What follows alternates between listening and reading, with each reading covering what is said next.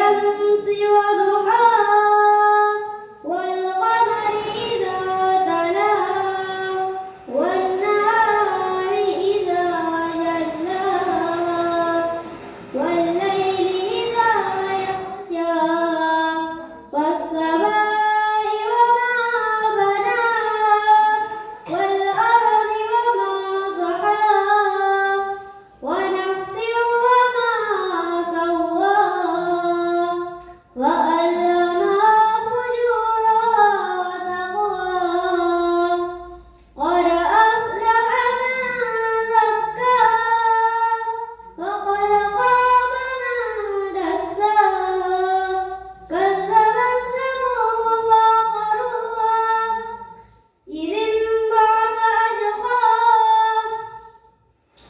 وقال لهم رسول الله ناقة الله وسقياها فكذبوه فعقروها فدمدم عليهم ربهم بذنبهم فسواها ولا يخاف عقباها صدق الله العظيم.